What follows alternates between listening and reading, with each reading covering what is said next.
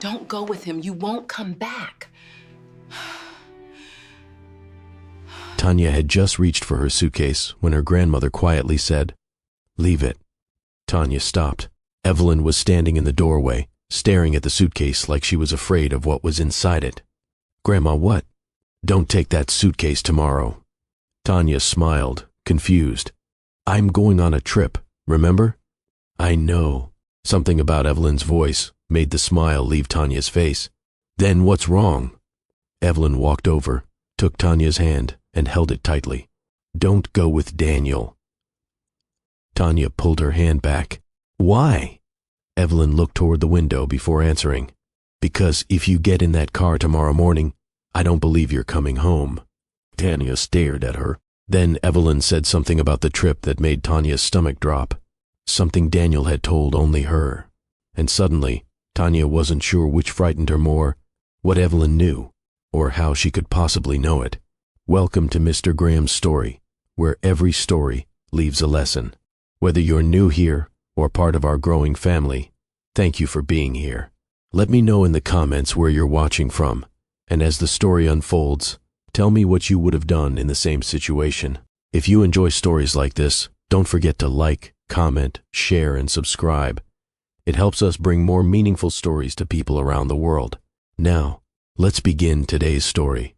At 29, Tanya Morgan had stopped asking for a perfect life. She wanted a normal one.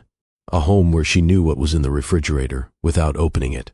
A husband who would still make her laugh when the bills were due. Children someday, if life worked out that way. Sunday dinners, two people who could disagree about something stupid and still sit down together afterward. It didn't sound like much. To Tanya, it sounded like everything. She had learned early that stability could disappear without warning. Her father, Marcus Morgan, had been the steady person in her life. He was practical, quiet, and the kind of man who would spend an entire Saturday fixing something himself because he didn't see the point in paying somebody else to do it. When Tanya was 19, Marcus died unexpectedly. There was no long period in which the family could prepare themselves. 1 week, he was there. Then he wasn't. Afterward, Tanya found herself spending more time at her grandmother Evelyn's house. Evelyn was 73 by then, though Tanya had never thought of her as old. She was simply Evelyn, the woman who could make a cup of coffee, look at you over the rim, and somehow know you were about to make a bad decision. One afternoon, a few years after Marcus died, Tanya was sorting through paperwork from her father's estate. Evelyn glanced at the folder. "That's the property information?" "Yeah." "You keeping it?" Tanya looked up. "Why wouldn't I?" "I didn't say you shouldn't." "You were about to." Evelyn smiled. "You know me too well." Tanya laughed. Marcus had left her a small piece of property outside Asheville and a modest financial account he had built carefully over the years. It wasn't enough to change her life overnight, but it meant she had options. Evelyn cared about that more than Tanya did. "Don't spend what your father left you just because somebody else thinks you should," Evelyn told her. Tanya leaned back in the chair. "Grandma, who said anything about spending it?" "Nobody." "Then why are we having this conversation?" "Because that's usually when people should have it." Tanya laughed again. That was Evelyn.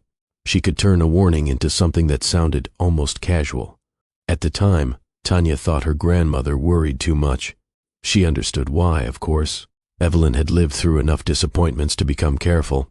Tanya just didn't want caution to become the thing that decided her life. She wanted to trust people. She wanted to build something with someone instead of constantly protecting what she had. Then she met Daniel Reed.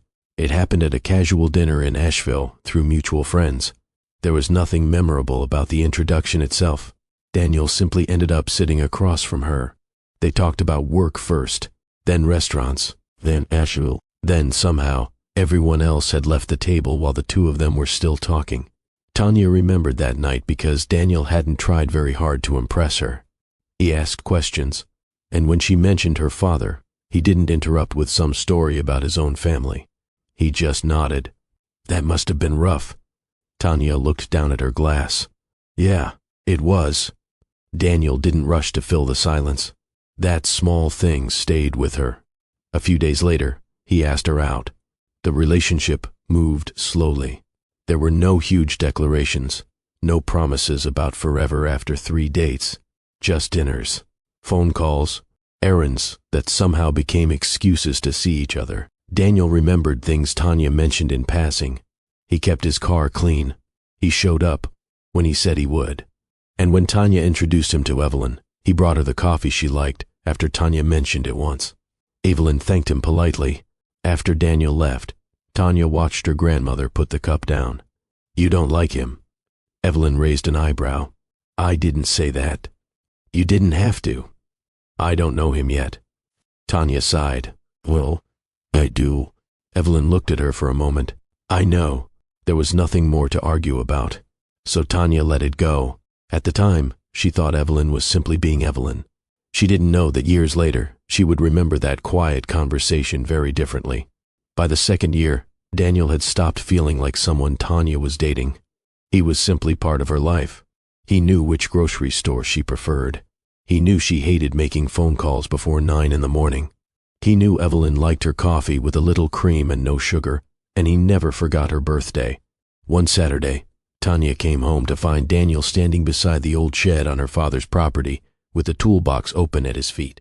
"What are you doing?" He looked over his shoulder, trying to figure out why this door keeps sticking.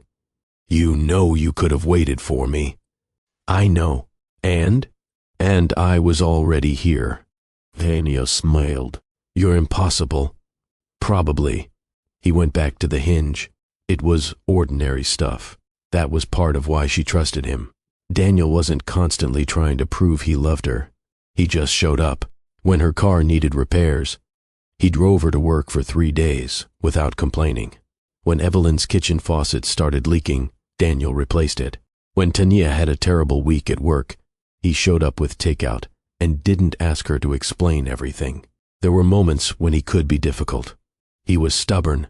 If Tanya challenged one of his decisions, his face would tighten before he answered. "You don't have to agree with me," he'd say. "I know. You just keep arguing." "Because you're wrong." That usually ended with him staring at her. Then, occasionally, he'd laugh. "Okay, maybe I'm wrong." Maybe. Tanya noticed another side of him too. Daniel hated feeling behind. If someone they knew bought a bigger house, he noticed. If a former coworker got promoted, he looked up the person's new job. If a friend talked about investments, Daniel listened a little too carefully. Tanya didn't think much of it. Most people wanted to do better. Daniel simply seemed more bothered by it than most. 3 years after that first dinner, they were engaged. The ring appeared one evening after dinner, and Tanya cried before she even said yes. Later, they sat on her porch discussing wedding plans. "Small wedding," Tanya said. Daniel looked at her. "You said that before." "I mean it this time." "You also said you wanted a big wedding." "I was 26. "You're acting like that was 30 years ago." She laughed. "Maybe I grew up." Daniel smiled. "Maybe." For a while, everything felt easy. Then the conversations became more practical. Where would they live? Would they buy a house?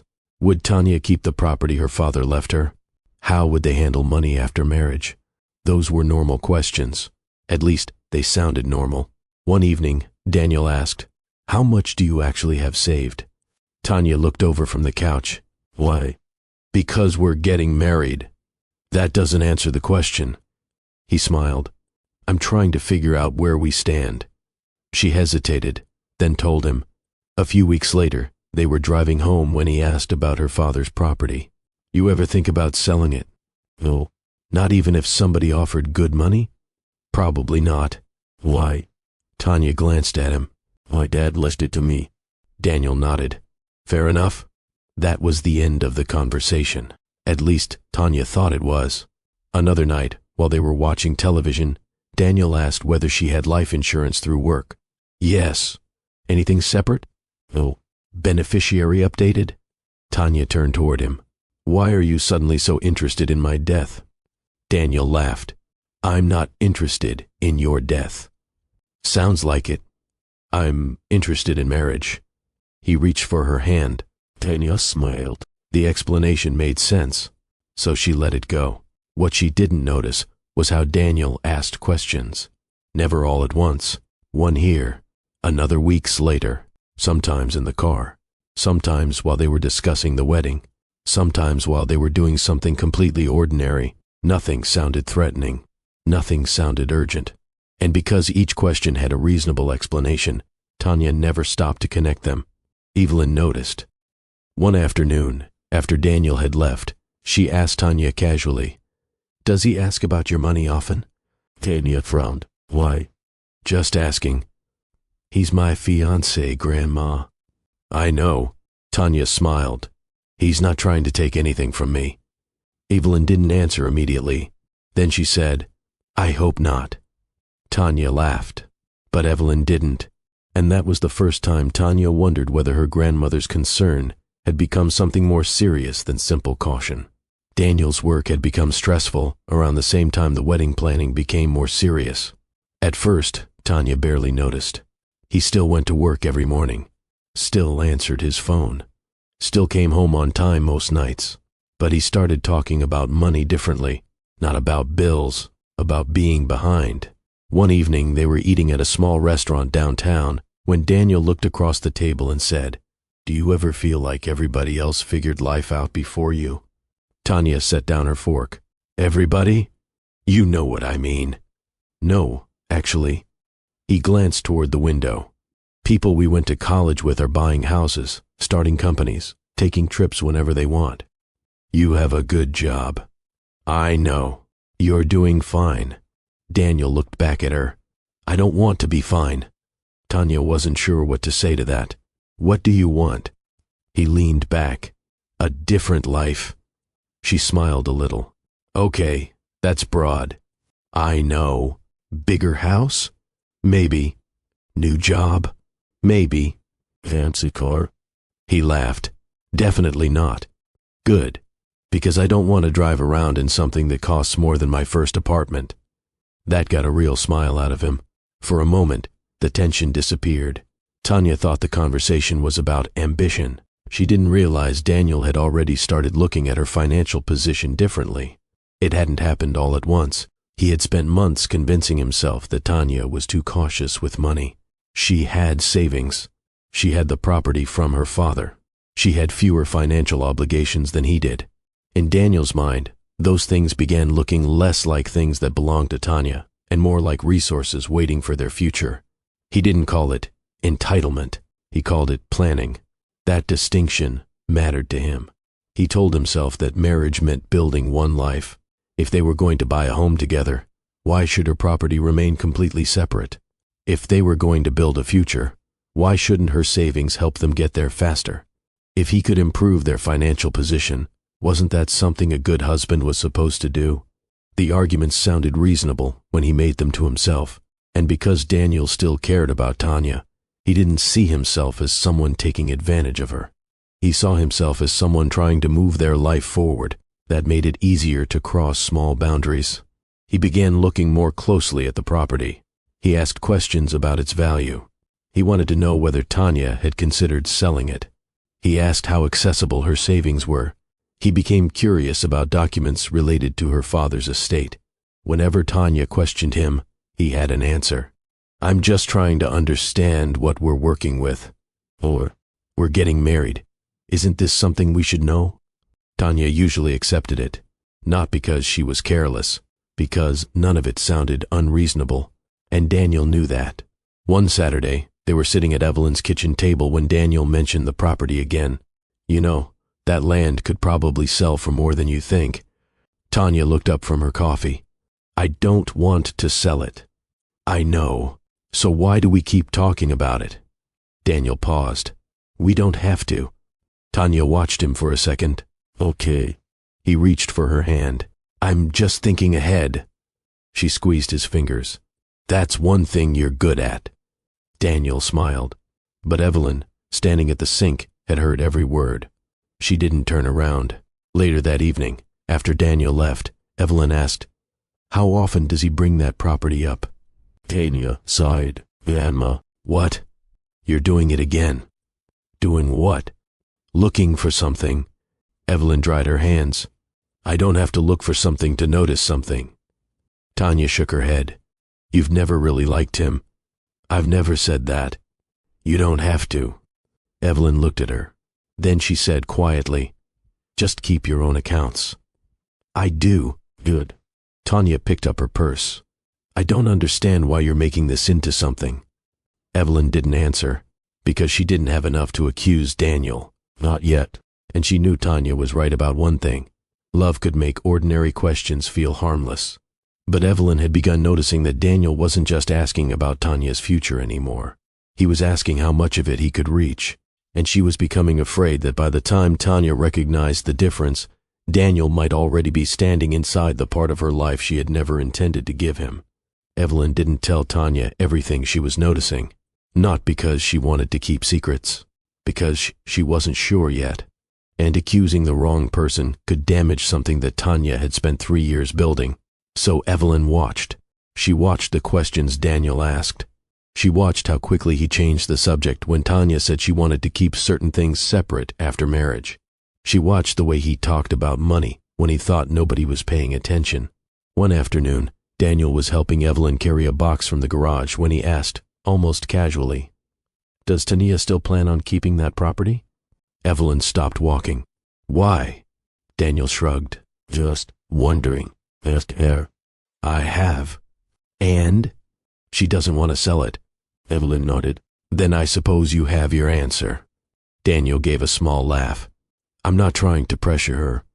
I didn't say you were. He looked at Evelyn for a second. Then he smiled. That's what I like about you. You don't waste words. Evelyn smiled back. But she noticed something. Daniel had not asked whether Tanya wanted to sell the property. He had asked whether she still planned to keep it, as if the decision were temporary. That evening, Evelyn sat alone at her kitchen table thinking about the conversation. She remembered another man, Raymond. She hadn't thought seriously about him in years. At least, she hadn't wanted to. Raymond had been charming when they first knew him. Helpful, confident, the kind of person who always seemed to know what needed to be done. He didn't demand control. He made himself useful. Then he became necessary. Then he started giving opinions about decisions that weren't his. By the time Evelyn realized what had happened, someone she loved had already become dependent on him. Evelyn had noticed things along the way. She simply hadn't trusted herself enough to say them out loud. She remembered thinking, maybe I'm making too much of this. That sentence had stayed with her longer than anything Raymond ever said. The next morning, Evelyn called Tanya. Keep your own accounts. There was silence. Grandma, I'm serious. I know. I'm not telling you to break up with Daniel. I know. Then what's this about? Evelyn looked down at the counter. Nothing is wrong with keeping something in your own name. Tanya sighed. I already do. Good. Another pause. Then Tanya asked, Did Daniel say something to you?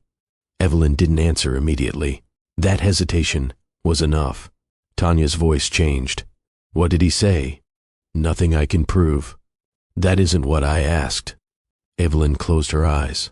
He asked about the property. So? He asked whether you were still keeping it. Tanya laughed softly. That's it? He's asked more than once. Because we're getting married. I know. He's allowed to care about our future. I know that too. Tanya's voice became sharper. Then why do you keep talking like he's doing something wrong? Evelyn had no easy answer. Because she wasn't sure he was. Not yet. I just want you to be careful. I am careful. I know you are. Then trust me. That landed harder than Tanya intended. Evelyn was quiet. Tanya softened. Grandma, I trust you. Then please stop looking at Daniel like he's waiting to hurt me. Evelyn looked toward the photograph of Marcus sitting on the shelf. I hope I'm wrong. Tanya didn't respond. Neither woman knew it yet, but that was the last conversation they would have before Evelyn's concerns stopped being something she could politely dismiss. Because within days, Evelyn would learn one small detail about Daniel's plans. And once she heard it, the questions she had been watching would no longer look separate. The next time Evelyn brought up Daniel, Tanya was already tired of the conversation. They were in the kitchen, putting away groceries. Evelyn held up a jar of pasta sauce. "Where do you want this?" "Bottom shelf." Evelyn put it away. Then she said, "Has Daniel talked to you about the property again?" Tanya closed the refrigerator. "Yes." And nothing." Evelyn nodded. Tanya waited. When Evelyn didn't say anything else, Tanya sighed. "Grandma, seriously." "What?" "You keep asking me about him." "I ask you about lots of things. Not like this." Evelyn leaned against the counter. "I just want you to think." "I do think." "I know. Then stop acting like I don't." Evelyn looked down. Tanya immediately regretted the sharpness in her voice, but the frustration had been building. She loved Daniel. She trusted him, and lately, every conversation with Evelyn seemed to end with Tanya having to defend that trust. "He's not perfect," Tanya said. "I know that. I know. He gets stubborn. I've noticed. And sometimes he's too focused on money." Evelyn's eyes lifted. Tanya caught it. "What?" "Nothing." "No, you did that look." "What look?" "The one where you're trying not to say something." Evelyn gave a tired smile. "Maybe I should stop talking. That would be easier." The words came out before Tanya could soften them. Silence settled between them. Tanya looked away. "I'm sorry." Evelyn nodded. "I know." Tanya sat at the table. "He makes me happy." Evelyn sat across from her. "I can see that. And he takes care of me." "I know. He's been good to you too." Evelyn didn't answer immediately. "He has." That mattered to Tanya, because Daniel really had been good to Evelyn in small ways. He remembered her birthday. He helped with repairs. He never spoke disrespectfully to her. He even called her once, after she had a doctor's appointment, just to ask how she was feeling. Tanya looked at her grandmother. "So, what exactly am I supposed to do?" "Nothing." "That doesn't sound like you." "I'm telling you to keep your own accounts." "I already do." "Then keep doing it." Tanya folded her arms. "You're afraid he's going to take something from me." Evelyn looked at her. "I didn't say that. You're thinking it." Evelyn's mouth tightened. "I don't know what Daniel intends." Tanya stared at her. "Then why are you treating him like he already did something?" Evelyn didn't have an answer that would satisfy her, because that was the problem. Nothing had happened that could be held up as proof. There were only things that bothered her. Patterns, questions, little moments that were easy to dismiss. Tanya stood. "I have to go." Evelyn nodded. At the door, Tanya turned around. "I don't want this to come between us." "It won't." "Promise?" Evelyn looked at her granddaughter. "I promise." Tanya left. That night, Daniel called. "How's your grandmother?" "Fine." "Everything okay?" Tanya hesitated. "Yeah." "You sure?" "Yeah." He was quiet for a moment. Then he said, "She still doesn't like me, does she?" Tanya laughed, despite herself. "She doesn't hate you." "That wasn't my question." Tanya smiled. "She worries." "About me?" "About everything." Daniel laughed. "I can live with that." His tone was light, comfortable, familiar, and Tanya relaxed. That was what made it difficult. Daniel could still make her feel safe. He could still make her laugh 5 minutes after she'd been arguing with Evelyn about him. Nothing about the phone call sounded threatening. When they hung up, Tanya stood by the kitchen window for a while. She thought about Evelyn's warning, then she shook her head. "She's just worried," she whispered. And for the moment, she believed it. 2 days later, Daniel told Tanya he had found the perfect place for their anniversary trip. A secluded lodge in the mountains. 3 nights. No work. No wedding planning. No family. Just them. Tanya smiled when he showed her the pictures. "It looks beautiful. I thought you'd like it. When did you plan all this?" Daniel shrugged. "I've been working on it." She kissed his cheek. "You didn't have to." "I wanted to." Tanya looked at the screen again. She didn't notice how carefully Daniel avoided answering when she asked for the exact address. He simply smiled. "I've got everything handled." And because she trusted him, That answer was enough. Daniel had a way of making plans feel like gifts. By the time Tanya asked when they were leaving, he already had the answer. Friday morning. And you booked the whole thing? Everything. She smiled. You really did all this without telling me? I wanted it to be a surprise. Tanya looked at him. You're usually terrible at surprises. I've improved. She laughed. The trip was supposed to celebrate 3 years together. Daniel had chosen a secluded mountain lodge somewhere in western North Carolina. He said they needed a few days away from wedding decisions and other people's opinions. Tanya liked that. Lately, every family conversation seemed to end with someone asking when the wedding was. Daniel had started joking about it. If one more person asks me when we're getting married, I'm telling them next Tuesday. Tanya laughed. You'd better not. Why? Because my mother would actually start planning. They both laughed. For the first time in weeks, Tanya felt completely relaxed around him. That was important, because Daniel seemed relaxed too. Almost unusually so. He was affectionate. He checked on her more often. He asked whether she had everything packed. He reminded her to bring a jacket. One evening, as they stood beside his car, he kissed her forehead. We're going to have a good weekend. Tanya smiled. I know. You need it. So do you. Exactly. He kissed her again. Tanya watched him drive away. She didn't see anything wrong. Not then. The next afternoon, she stopped by Evelyn's house. Her grandmother was sitting at the kitchen table sorting mail. You're smiling, Evelyn said. I'm going away for the weekend. With Daniel? Tanya nodded. Evelyn's expression changed slightly. Where? Some lodge in the mountains. Which one? I don't remember the name. Evelyn put down the envelope in her hand. You don't know where you're going? Daniel planned it. Evelyn stared at her. Tanya smiled. Don't start. I didn't say anything. You were about to. Evelyn leaned back. When are you leaving? Friday. How long? 3 nights. Evelyn nodded slowly. Okay.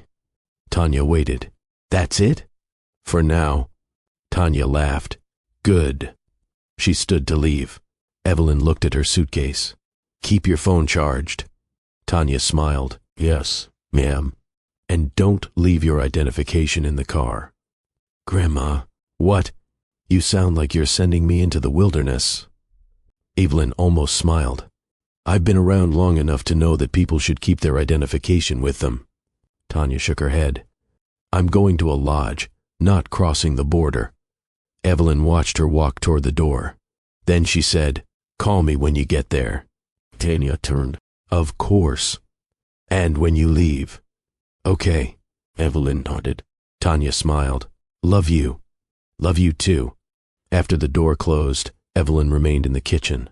She didn't move for several seconds. Something about the trip bothered her. She couldn't have explained exactly what. It wasn't the lodge. It wasn't even Daniel making the arrangements. It was the way he'd recently started taking care of details Tanya normally handled herself. And there was something else. Earlier that week, Daniel had casually mentioned that the trip would be a good time for them to get everything settled before the wedding. Evelyn had heard him say it. At the time, it had sounded harmless. Now she wondered what he meant by everything. She picked up her phone and stared at Tanya's name. She almost called, then she stopped. What would she say? I'm worried because your fiancé keeps asking about your money. Tanya would hear the accusation even if Evelyn didn't mean it that way. So Evelyn put the phone down. She told herself to wait. One more day. That was all. But the following morning, Evelyn learned something that made waiting impossible. It came from a detail Daniel had mentioned to someone else. A detail connected to Friday's trip. A detail that Tanya had never told Evelyn. And once Evelyn heard it, the questions she'd been trying to dismiss no longer felt like separate questions. They felt connected. Evelyn picked up her phone again. This time, she didn't hesitate. She called Tanya. Come over tonight. Tanya laughed. Why? What happened? Evelyn looked at the front door. Just come. Her voice was so different that Tanya stopped laughing. Grandma, I need to talk to you before you leave tomorrow. Tanya sat down. What is this about? Evelyn swallowed. Daniel. And for the first time, Tanya heard something in her grandmother's voice that made her stop defending him before she even knew what Evelyn was going to say. Tanya arrived at Evelyn's house a little after 7. She still had the same suitcase in the trunk. She'd been smiling when she pulled into the driveway, but by the time she reached the front door, she could tell something was wrong. Evelyn opened it before Tanya knocked. "Come in." Tanya stepped inside. "Okay, that sounded serious." Evelyn closed the door. "Sit down." Tanya looked at her. "Grandma, you're making this weird." "I know." That answer took some of the humor out of Tanya's voice. She put her purse on the chair. "What happened?" Evelyn didn't sit. "Did Daniel tell you where you're going tomorrow?" "He told me." "The name of the lodge?" Tanya frowned. "Yeah." "What is it?" Tanya hesitated. "Why?" "Just tell me." Tanya gave her the name. Evelyn nodded slowly. "And he said you'd be staying there 3 nights?" "Yes." "Friday through Sunday?" "Yes." Tanya folded her arms. "Why are you asking me questions like this?" Evelyn looked toward the kitchen, then back at her. "Because I don't want you to go." Tanya stared.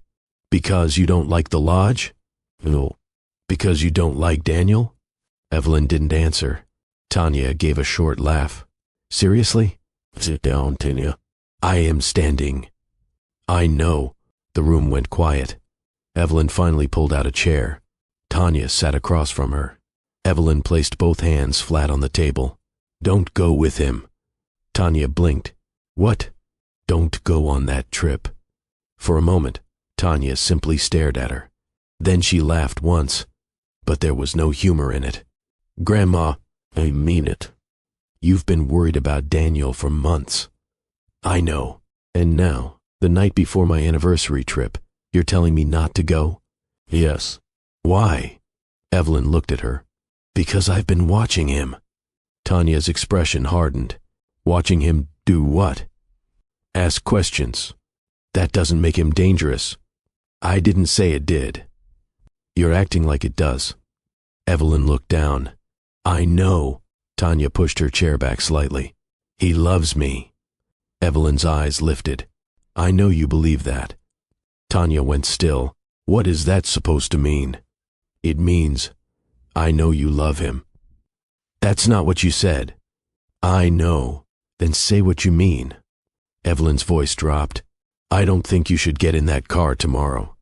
Tanya stared at her. "Why?" Evelyn swallowed. "Because I don't think you'll come back." Tanya's face changed. She stopped moving. For several seconds, neither woman spoke. Then Tanya whispered, "What?" Evelyn's eyes filled. "You won't come back." Tanya stood so quickly the chair scraped against the floor. "Grandma, don't say that." "I have to." "No, you don't." "Yes." "You can't tell me something like that and then just sit there." "I know." "Then tell me what you know."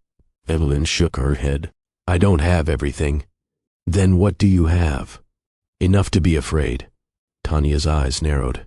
"That's not proof." "No." "Then what is it?" Evelyn looked at her for a long moment.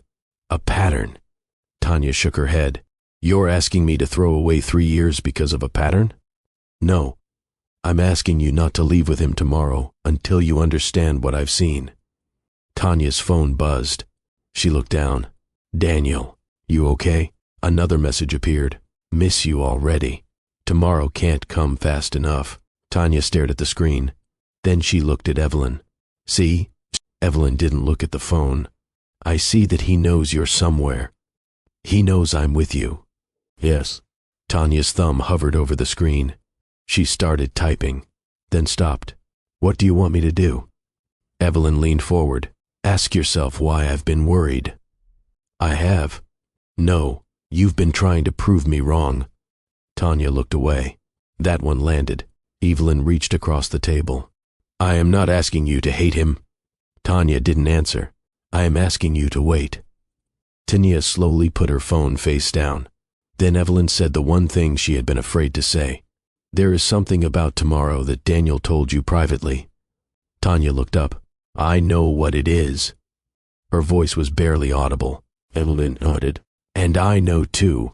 Tanya's face went pale. How? Evelyn didn't answer immediately, and that silence frightened Tanya more than the warning had. Tanya kept looking at Evelyn. How do you know? Evelyn's hands were trembling slightly. I heard Daniel talking. Talking to who? I don't know who he was on the phone with. When? Yesterday. Tanya shook her head. That doesn't explain anything. Evelyn took a breath. He mentioned the lodge. Tanya waited. He said you wouldn't need to know the exact location until you got there. Tanya frowned. I already knew where we were going. I know. No, you don't understand. Daniel showed me pictures. I know he did. He told me the name. I know. Tanya's irritation was returning. Then what exactly are you trying to tell me? Evelyn looked directly at her. He also said you wouldn't have your car. Tanya froze. For a second, neither woman moved. Then Tanya said, What? Evelyn repeated it. He said you wouldn't have your car. Tanya slowly sat down. Daniel had told her that himself. That morning, she had asked whether she should drive separately because she wanted to stop somewhere on the way. Daniel had laughed. No. Leave your car at home. We'll take mine. He'd said it so casually that she hadn't questioned it. Now she looked at Evelyn. You heard him say that? Yes. To someone else? Yes. Tanya swallowed. Who? I don't know. Then how do you know what the conversation was about? Because I heard enough. Tanya looked toward the window. Her mind went back to the conversation with Daniel. She remembered him taking her keys from her hand. You won't need these.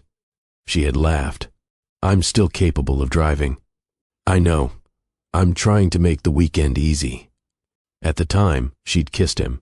Now the memory felt different. Not dangerous. Just different. Tanya looked at Evelyn. Maybe he was talking about something else. Maybe. You don't know. No. Tanya stood. Then you don't have proof. Evelyn nodded. No. Tanya paced toward the kitchen. Her phone buzzed again. Daniel, everything okay? She stared at the message. He had sent it only minutes after she stopped answering him. Tanya typed. Yeah. Just talking to Grandma. 3 dots appeared almost immediately. Okay. Call me when you're done. She didn't reply.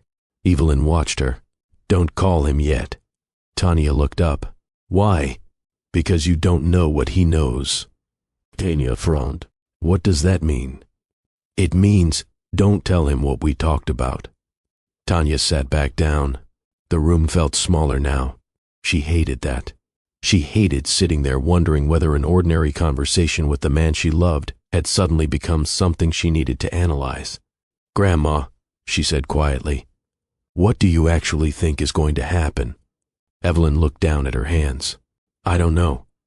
Then what are you afraid of? Evelyn took a long breath. I think he's been preparing for something. Tanya's stomach tightened. What? I don't know. Money? I don't know. The property? I don't know. Then what? Evelyn looked at her.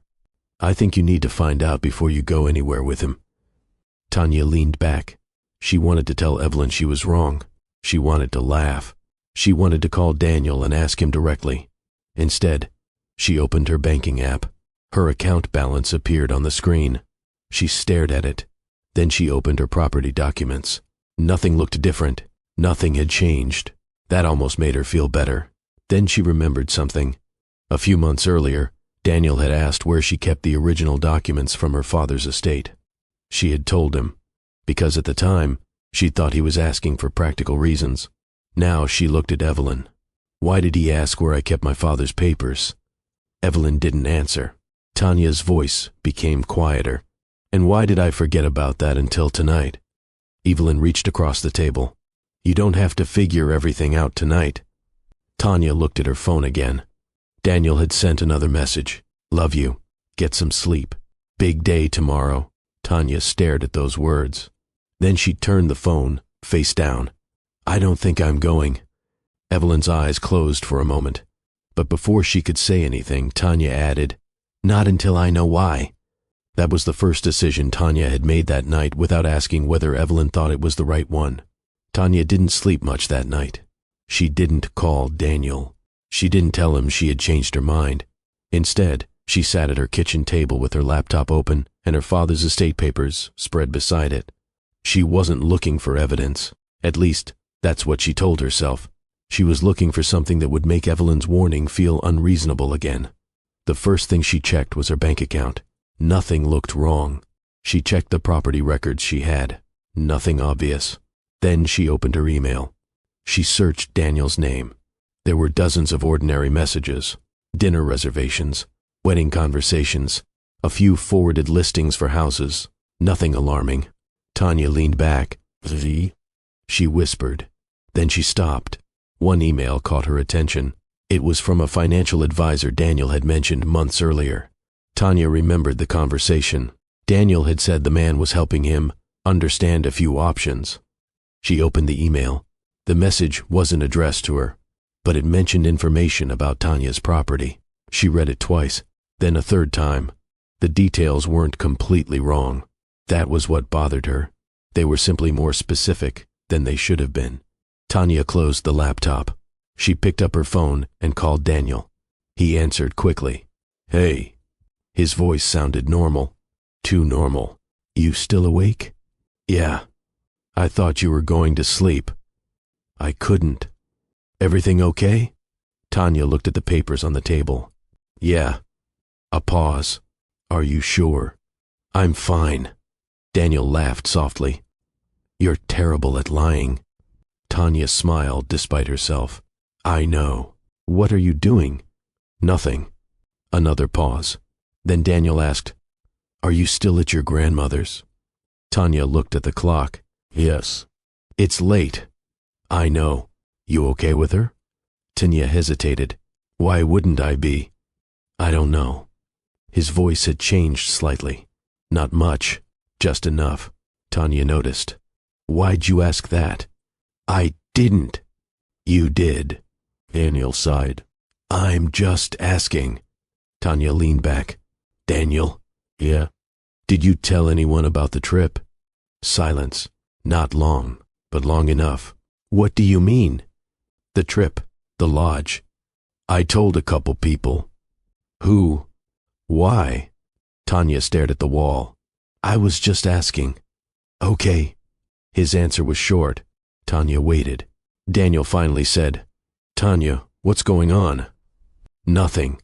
"Is your grandmother saying something again?" Tanya didn't answer. Daniel exhaled. "I knew it." "Knew what?"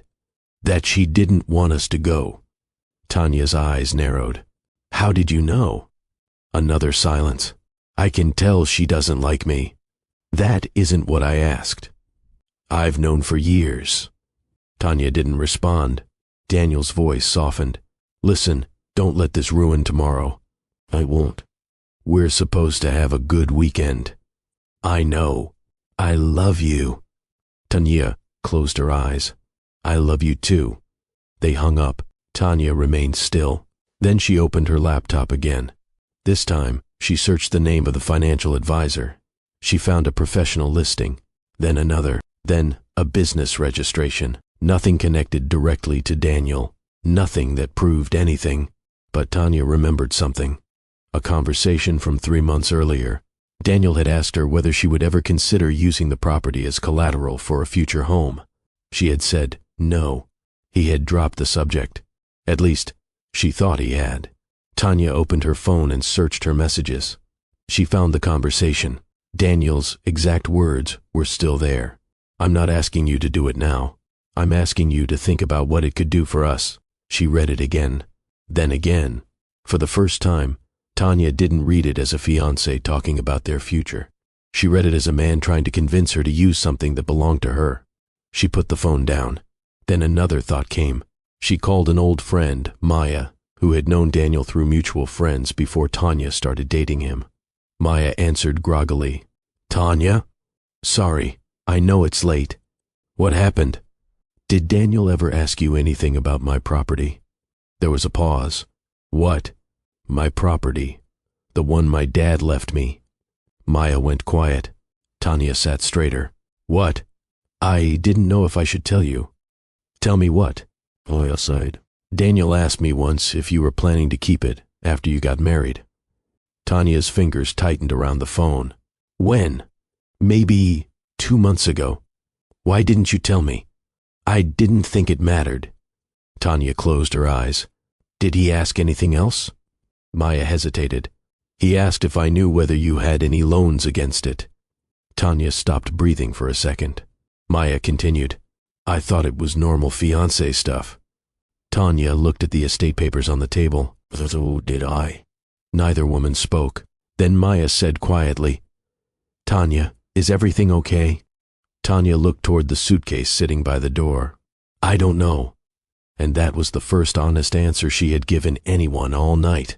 The next morning, Daniel noticed something was different before Tanya said a word. She didn't meet him at his car. She didn't call him when she woke up.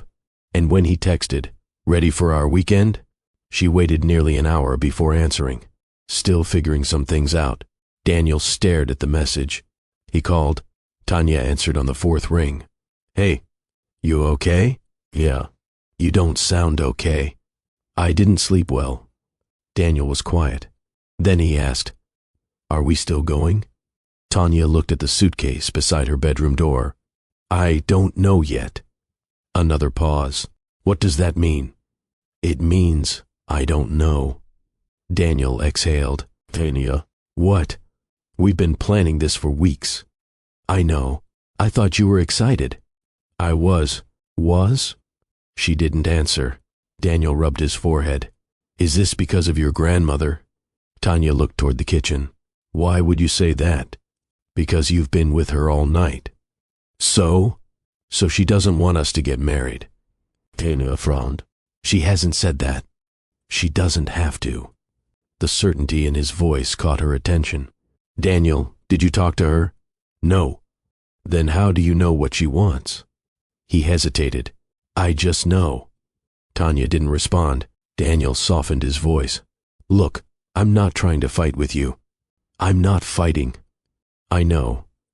I'm saying I don't want someone else's fear ruining something good. Tanya stared at the floor. That sounded reasonable. It sounded like Daniel. And for a second, she almost apologized. Then she remembered Maya's voice from the night before. He asked if I knew whether you had any loans against it. Tanya swallowed. I'll call you later. Tanya, I said, I'll call you later. She ended the call. For several seconds, she kept holding the phone. Then it rang again. Daniel. She let it ring. A message appeared. I'm worried about you. Then another. Please don't do this because your grandmother got into your head. Tell her to read both. She didn't answer. By late morning, Daniel's patience was beginning to disappear. He had expected Tanya to be nervous about the trip, not suspicious of him. He called again. This time, she answered. What? His voice was controlled. Why aren't you coming? I told you. I need some time. For what? I don't know yet. Tanya, this isn't like you. She almost laughed. Maybe that's the problem. The silence. What does that mean? I've been thinking. About what? She looked at the folder on the table. Money. Daniel went quiet. Only for a second, but Tanya heard it. Why? I've been thinking about what we've talked about. What have we talked about? The property. Daniel sighed. Again? You've asked me about it a lot. I've asked because we're getting married. You asked Maya too. Nothing. Tanya could hear his breathing. Maya? Yes. What did she tell you? The question came too quickly. Tanya sat up. I didn't say she told me anything. Daniel stopped. The silence between them was suddenly much heavier. Then he said, I don't understand what you're doing. I think you do. No, I don't. You asked her about loans against my property.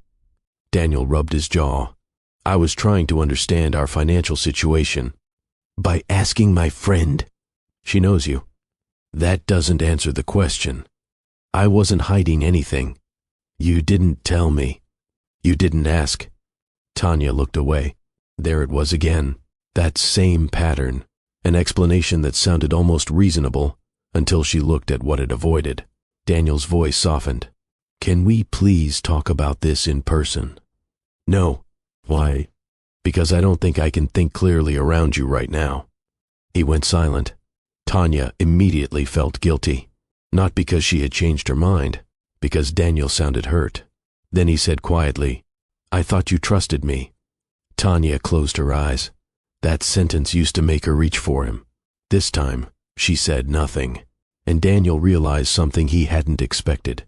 For the first time in 3 years, Tanya wasn't trying to reassure him. Tanya spent the afternoon going through things she had previously ignored, not because she suddenly believed Evelyn was right about everything, because she needed to know what was true. She opened old messages. She checked emails. She looked through documents from her father's estate. The more she searched, the less comfortable she became. There was no single message saying what Daniel intended. Instead, there were small things. A question here, a conversation there, a detail that had seemed ordinary at the time. Daniel had asked about the value of the property before he'd asked whether she wanted to sell it. He had asked whether there were loans against it. He had asked where the original estate documents were kept. And he'd asked about her insurance. Separately, none of it seemed impossible to explain. Together, it was harder. Tanya called Maya again. Did Daniel ever say why he wanted to know about the property? No. Did he seem worried? Maya thought about it. Not worried. What then? Interested.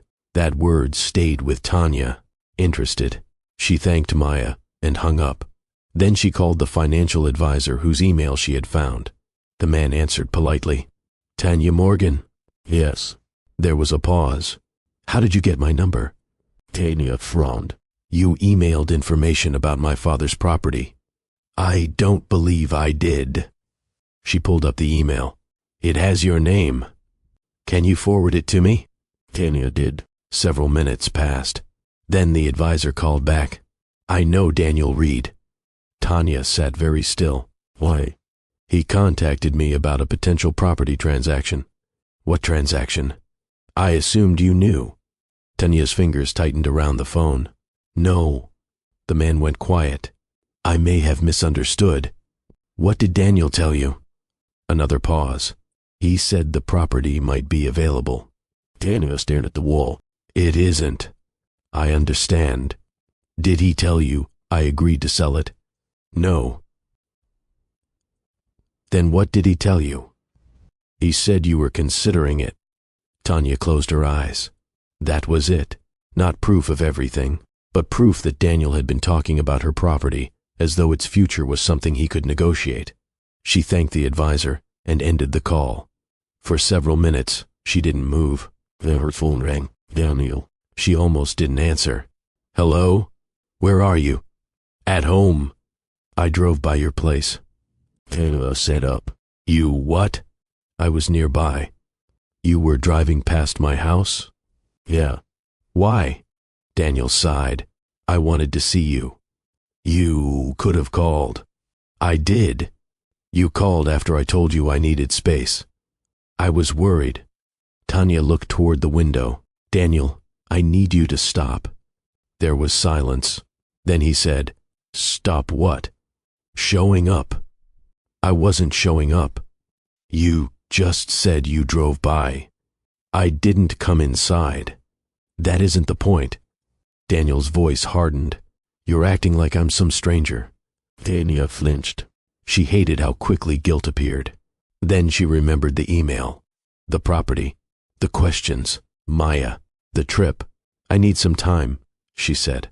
For what? To decide what I want. You know what you want. Oh, yes, you do. Tanya's voice became quieter. That's the problem. He didn't answer.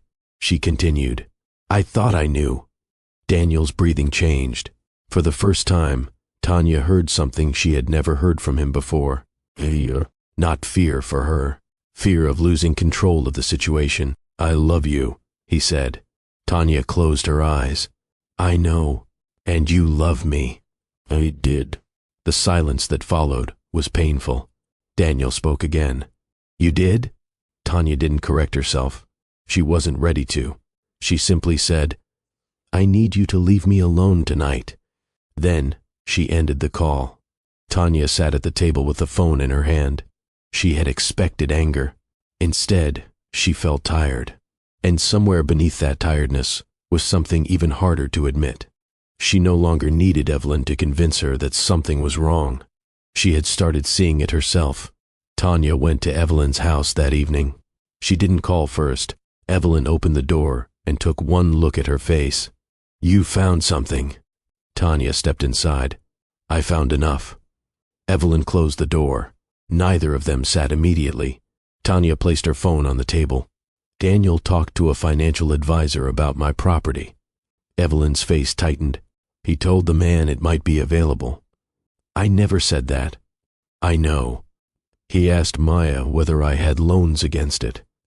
Evelyn nodded slowly. "And he asked where I keep my father's documents." Evelyn looked down. Tanya waited. "There's more, isn't there?" Evelyn didn't answer. "Grandma, I was afraid there might be." Tanya pulled out a chair. "Tell me." Evelyn sat across from her. For a few seconds, she rubbed her thumb against the edge of the table. Then she said, "There was someone before Daniel." Tanya frowned. "Who?" "Raymond." "You've mentioned him." "Not really." Evelyn looked toward the window. "I've told you his name. That's about it." Tanya waited. "He was charming," Evelyn said. "Helpful. Everybody liked him." "What happened?" "He became involved in things that weren't his business." Tanya didn't interrupt. "At first, nobody minded. He helped with bills. He knew people. He knew how to get things done. And then people started asking him before they made decisions." Evelyn's voice remained quiet. "Eventually, someone I loved couldn't make a decision without him." Tanya looked down. "Why didn't you stop it?" Evelyn's eyes filled. "That's the part I've carried." She took a breath. "I noticed things. I had doubts. I thought about saying something. But you didn't." "No." "Why?" Evelyn gave a small, tired laugh. "Because I didn't want to be wrong." Tanya looked at her. Evelyn continued. "I thought if I accuse him and I'm wrong, I could destroy somebody's family. So I waited." "What happened?" "By the time I knew for certain, waiting didn't help anymore." Tanya was quiet. Evelyn wiped her cheek. "I never told you because I didn't want you growing up thinking every man who loved you was secretly trying to hurt you." Tanya looked away. "So, when you saw Daniel..." "I saw pieces of something I had seen before." Tanya leaned back. "But Daniel isn't Raymond." "No." "He hasn't done what Raymond did." "No." "Then how could you be so sure?" Evelyn shook her head. "I wasn't sure." Tanya looked at her. "That night, when you told me I wouldn't come back." "Oh, I was afraid." "You really thought he was going to hurt me?" Evelyn hesitated. "I thought something was happening that you didn't understand." That answer was more honest than anything else she could have said. Tanya stared at the floor. She remembered all the times Daniel had asked questions. The property, the savings, the insurance, the documents, the trip. She had explained every one of them. Now she didn't have to. Evelyn reached across the table. "I don't know what Daniel planned to do at that lodge." Tanya looked up. "Neither do I. But you don't need to know everything." Tanya nodded slowly. "I know." Her phone buzzed. "Daniel." She looked at the screen. A message appeared. "We need to talk. This has gone too far." Then another. "I know you're with Evelyn." Tanya's expression changed. She looked at Evelyn. "He knows." Evelyn didn't ask how. Tanya opened the message thread. Another message appeared. "Please, don't make me come over there." Tanya stared at it. Evelyn's face hardened. "Don't answer." "I wasn't going to." For once, Tanya didn't feel the urge to explain herself to Daniel. She turned the phone face down. Then she said something that surprised even her. "I think I'm done trying to prove that he's not dangerous." Evelyn looked at her. Tanya swallowed. "I've been doing that since you first warned me." She picked up her phone. "I should have been asking why I keep needing to." Evelyn didn't say anything. She simply reached for Tanya's hand. And this time, Tanya let her. But neither woman noticed the car that had just slowed down across the street. The car across the street was gone by the time Tanya looked through the window. She noticed it only because the porch light caught the empty space where it had been. Was somebody out there? She asked. Evelyn looked toward the window. I don't know. Tanya picked up her phone. There was another message from Daniel. Please call me. She didn't. Instead, she opened the email from the financial advisor again. This time, she read every line. There was a reference to a proposed transaction, not a completed one, a property evaluation, a discussion about financing, and beside one section was Daniel's name. Tanya's stomach tightened. She forwarded the email to herself, and then to another account Daniel didn't know about. Evelyn watched without interrupting. What are you doing? Keeping copies. Evelyn nodded. Tanya opened the property records on her phone. Nothing had changed. That should have been reassuring. It wasn't. She remembered Daniel's questions about the original documents. Then she remembered something else. 3 weeks earlier, he'd asked her to bring those documents when they met with a mortgage broker. She had forgotten, because the meeting never happened. Daniel had canceled it the night before. At the time, he'd said the broker had an emergency. Now Tanya searched her messages. There it was. Bring the estate papers, if you still have them. Might save us time, she showed Evelyn. Evelyn read it once, then again. Did you ever give them to him? No. Good. Tanya kept scrolling. Another message. We should probably get the property valuation updated too. Tanya stared at the screen. She had never asked for a valuation. She called the real estate company, whose name appeared in the earlier email. A woman answered. Hi, I'm calling about a property evaluation. Sure. What's the address? Tanya gave it. The woman paused. Are you Tanya Morden? Yes. Okay. We had a request come through. When? Last month. Tanya sat straighter. Who requested it? I'd have to pull the file. Please. The woman put her on hold. Tanya looked at Evelyn. Neither spoke. After several minutes, the woman returned. It was requested by Daniel Reed. Tanya closed her eyes. Did he say he owned the property? No. Did he say I authorized it? The woman hesitated. He said you were engaged and considering your options. Tanya swallowed. Did you send him anything? Only the preliminary estimate. Can you email me a copy? Absolutely. When the call ended, Tanya put the phone down. Evelyn didn't say I told you so. She didn't need to. Tanya leaned back in the chair. He's been preparing. Evelyn nodded. For what? I don't know. Tanya looked at the floor. That uncertainty remained. There still wasn't a document explaining the entire plan. There wasn't a confession. There wasn't one perfect piece of evidence that made every question disappear. But there were enough pieces now, enough to understand that Daniel had been making arrangements around something that belonged to Tanya without involving her. And then she remembered the trip, the lodge, the car, the missing details. Her phone rang. Daniel. Tanya stared at his name. Evelyn said nothing. After several rings, Tanya answered. Hello? Thank God. Daniel's voice sounded tired. I've been trying to reach you. I know. Can we talk? We're talking. I mean, in person. No. Tanya, what were you planning to do with my property? Silence. Not hesitation this time. Silence. Then Daniel said, Nothing. Tanya almost laughed. You had it valued. I was looking into options. You talked to a financial advisor. I was trying to understand what we could do. You asked Maya whether I had loans against it. I wanted information. You asked where I kept my father's documents. Daniel's breathing changed. Tanya heard it. You've been going through everything. No, she said quietly. I've been looking at my own life. He didn't answer. Then he said, I love you. Tanya looked at Evelyn. I know you do. But? Tanya swallowed.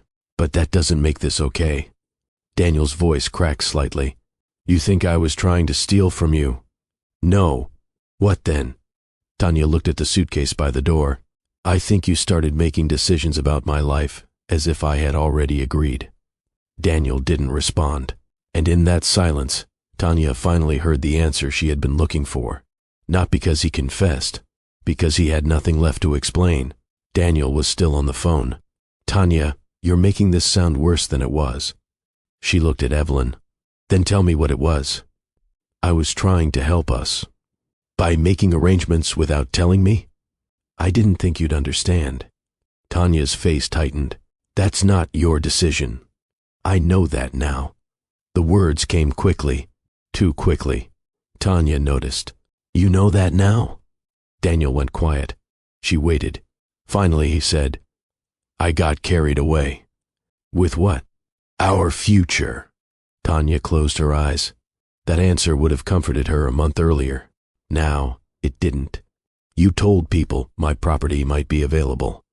I was exploring possibilities. You asked about loans against it. I was trying to understand the value. You had it evaluated. I wanted numbers. You asked where my documents were. I needed information. Tanya looked down at the table. You keep calling it information. Daniel didn't answer. She continued. Did you ever plan to tell me? Yes. When? Another silence. Daniel? I don't know. Tanya nodded slowly. That was enough. Not enough to explain everything. Enough to know that she couldn't go forward pretending this was normal. I canceled the trip, she said. What? I'm not going. Tanya, please. Oh, we can talk about this. We've been talking. I can explain. You've had months. Daniel's voice became strained. Don't do this. Do what? Throw away everything because you're scared. Tanya almost responded. Then she stopped. She thought about how many times she had reassured him. How many times she'd told Evelyn that Daniel loved her. How many times she'd explained away something that bothered her because she didn't want to believe the alternative. I'm not throwing away 3 years, she said. Daniel was quiet. I'm accepting that they happened. What does that mean? It means I remember the good parts. He didn't speak. I remember you helping me with Dad's property. I remember you taking care of Grandma's faucet. I remember our first dinner. Her voice weakened. I remember all of it. Then don't leave. Tanya looked at Evelyn. I can't build a marriage with someone I have to investigate. Daniel's breathing became uneven. I wasn't trying to hurt you. I know. That seemed to surprise him. You believe me. I believe you didn't wake up planning to become someone I couldn't trust. Daniel said nothing. But you still became someone I couldn't trust. The line went silent. Tanya looked at the suitcase. For weeks she had imagined that bag sitting beside the door because she was about to leave for a romantic weekend. Now it was just luggage. She stood and walked over to it. Daniel was still on the phone. Where are you going? Nowhere. What? I'm staying home. Tanya, I need you to listen to me. He stopped. I don't hate you. She swallowed. But I don't trust you with my future anymore. Daniel's voice was barely audible. Is this because of your grandmother? Tanya shook her head. No. Then what? I finally started listening to myself. She ended the call. For several seconds, she stood beside the suitcase. Evelyn didn't say anything. Tanya unzipped it. She took out the dress she'd packed for their first dinner at the lodge. Then the sweater. Then the shoes. She placed each item on the bed. Her hands were steady, until she reached the small toiletry bag Daniel had bought her the previous Christmas. She stopped. That little gift nearly broke her. Not because it was expensive, because she remembered exactly how he had given it to her. He had laughed because she'd complained about always forgetting toothpaste when they traveled. For a moment, Tanya sat on the edge of the bed. Then she put the bag down. She didn't throw anything away. She didn't need to. 3 years didn't disappear because a relationship ended. But she could stop packing for a future that no longer felt safe.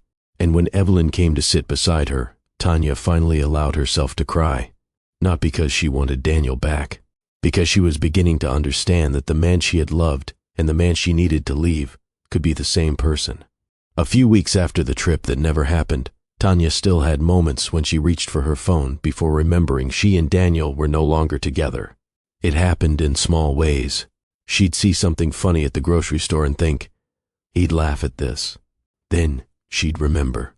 The first few times, she felt guilty for the relief that followed. Evelyn never pointed it out. She simply kept making coffee in the morning and leaving the second cup on the counter. One Saturday, Tanya found her grandmother looking through an old box in the living room. "What are you doing?" "Looking for something." "Find it?" "Not yet."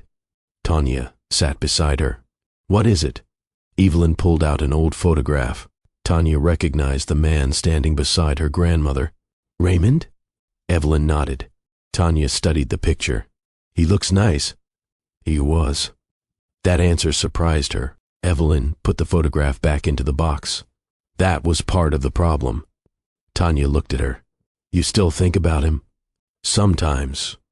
"Because of Daniel?" "Because of me." Tanya waited. Evelyn folded her hands.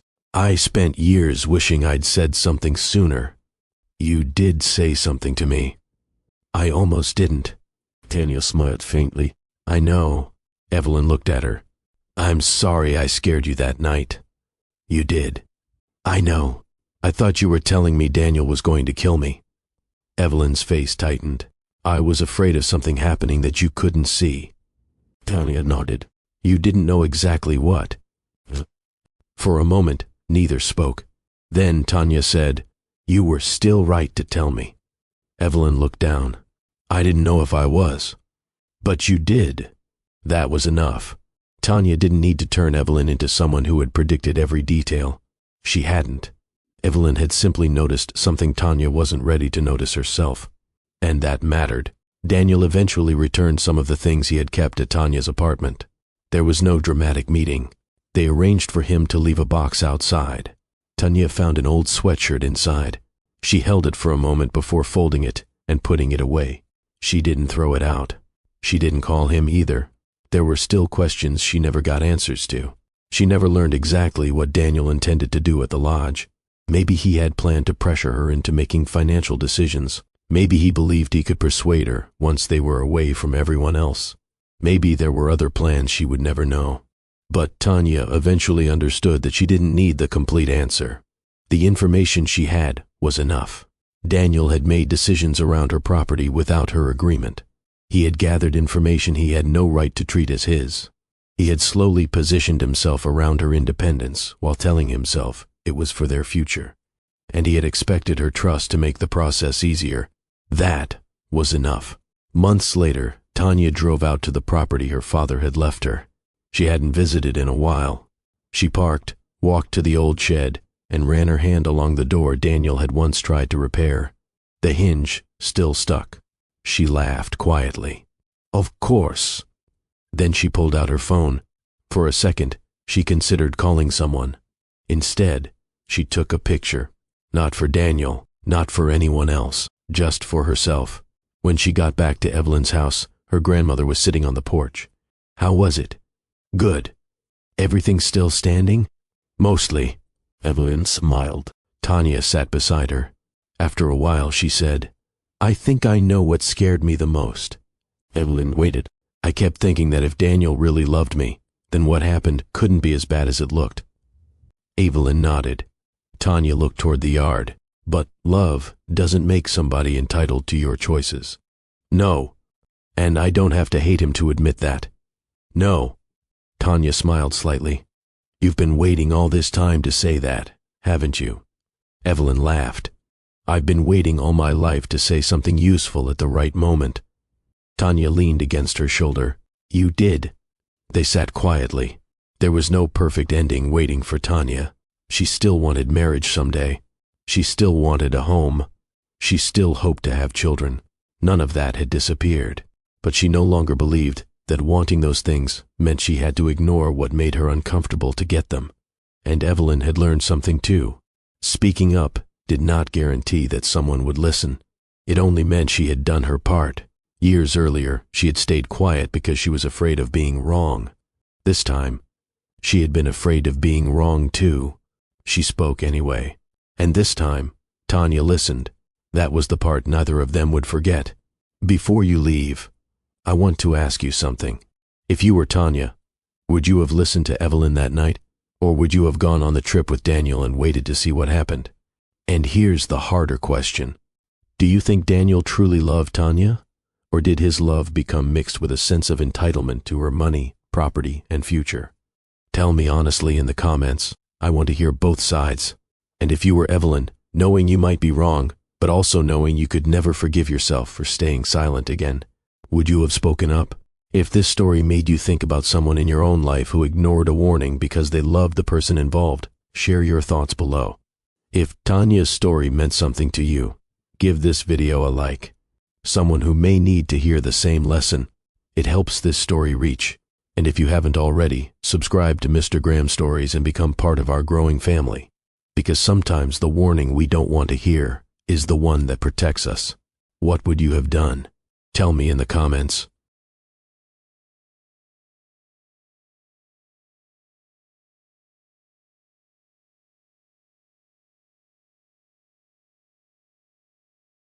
Thank you for watching Mr. Graham Stories, my beautiful, amazing family.